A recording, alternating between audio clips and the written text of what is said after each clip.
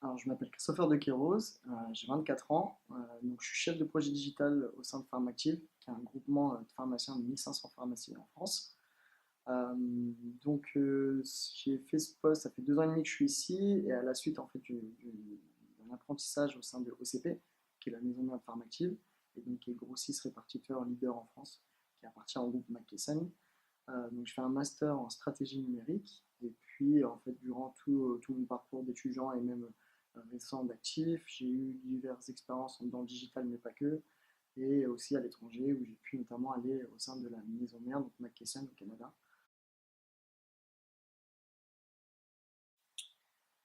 Alors, le marché de la santé en France, d'un point de vue assez global, on peut l'analyser sous trois facteurs. C'est le premier démographique, par le vieillissement de la population, qui entraîne du coup une évolution des maladies chroniques de plus en plus forte. On remarque au niveau des chiffres, ça fait une vingtaine, une trentaine d'années qu'on a de plus en plus de malades chroniques en France, mais pas que, en Europe, hein, en Occident.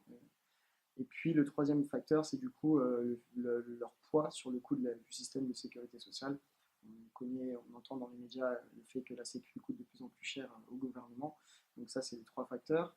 Euh, et puis je pense que le quatrième point, l'analyse, c'est les déserts médicaux qui concernent pas seulement le médecin, et donc qui concernent au final tous les patients, qui nous concernent nous aussi. Et ça, c'est un quatrième enjeu aujourd'hui, je pense, en France.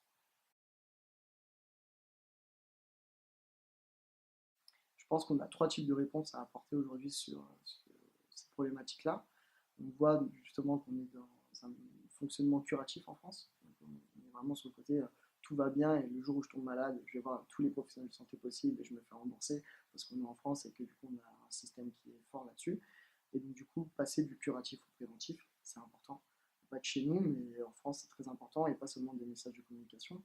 Il faut aussi changer les comportements, forcément, parce que faire de la prévention, c'est bien, mais si c'est pas, il n'y a pas de réception derrière, si on n'est pas réceptif, c'est important voilà, d'avoir des citoyens en France qui ont des comportements qui évoluent. Et puis, changer la relation entre le professionnel de santé et le patient, dans le sens où on va avoir plus de proximité, plus de personnalisation et aussi peut-être plus de participation, de relation participative. Et donc, du coup, nous, même pas que nous, je pense qu'en France, le digital pourrait répondre à enfin, aider en tout cas à répondre à toutes ces problématiques-là. Si on regarde plus précisément au niveau du marché officinal, on a les mêmes enjeux que le marché de la santé en France, mais on a aussi des enjeux qui sont un peu plus annexes. Les deux principaux enjeux que j'ai en tête aujourd'hui pour le marché officinal, c'est l'arrivée d'Amazon, en tout cas la volonté d'Amazon d'arriver sur le marché au niveau monde, mais aussi en France. On a de la chance en France d'être assez bien protégé aujourd'hui au niveau de la loi, et on l'est aussi pour l'autre enjeu qui est la GMS, donc par exemple Leclerc, qui veut vendre de plus en plus de produits pharmaceutiques dans leurs magasins. Donc on a ces deux concurrents potentiels qui arrivent. Ça, c'est des enjeux aujourd'hui pour nous, des pharmaciens. Donc nous, le but, c'est de préparer les pharmaciens à cela. Et donc, on voit que au niveau d'Amazon, c'est au niveau de l'expérience client, qui est le principal enjeu, et au niveau de la GMS, c'est au niveau du prix. Alors ça nous inquiète plus que ça nous inspire, parce qu'on a parlé d'Amazon, mais il y a les GAFA, donc Google et Facebook, par exemple, qui dans leurs investissements, aujourd'hui, la part qui représente le plus d'investissements, c'est la santé.